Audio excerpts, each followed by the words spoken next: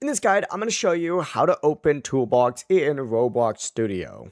Before we get into this guide, make sure to like the video and subscribe to the channel with all notifications on. It really does help with the channel and it lets us know that you want more content like this.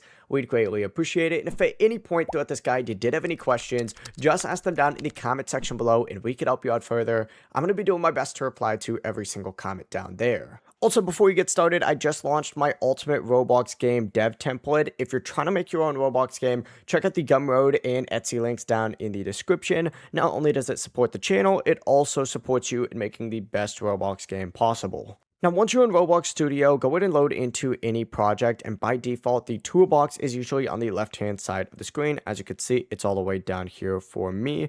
If you accidentally closed it or can't find it, go to the top menu, and you need to look for this little toolbox option right here. Go ahead and select it, and it'll appear again, just like so.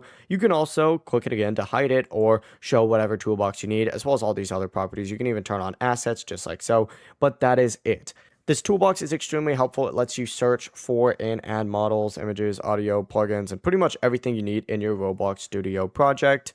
Before you leave this guide, make sure to like the video and subscribe to the channel with all notifications on. It really does help the channel and it lets us know that you want more content like this. We'd greatly appreciate it. And if at any point throughout this guide you did have any questions, once again, ask them down in the comment section below and we can help you out further. I'm going to be doing my best to reply to every single comment down there. Have a great rest of your day though.